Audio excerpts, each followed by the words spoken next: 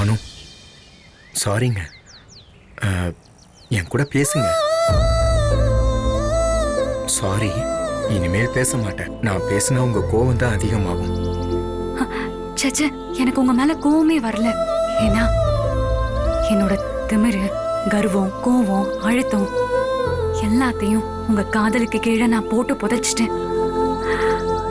ஆனா சில விஷயங்களை அப்படி புதைக்க முடியாது. முக்கியமா பெரியவங்களோட சம்மதத்தை புரிஞ்சுக்கோங்க ஆகாஷ். சாரி அனு, இது நமக்குள்ள சண்டே ஆயிருமோன்னு நான் பயந்துட்டேன். கண்டிப்பா இனிமே இந்த மாதிரி பேச மாட்டேன். பெரியவங்களோட சம்மதத்துக்காக காத்திருக்கேன். எப்படியாவது அவங்க சம்மதத்தோட நம்ம ஒண்ணு சேரலாம்.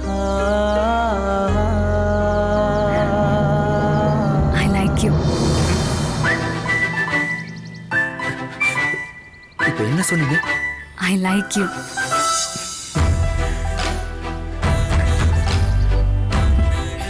அப்படியே ஐ லவ் யூன்னு சொல்லுங்களேன். நான் மறுபடியும் பார்க்கும்போது சொல்றேன்.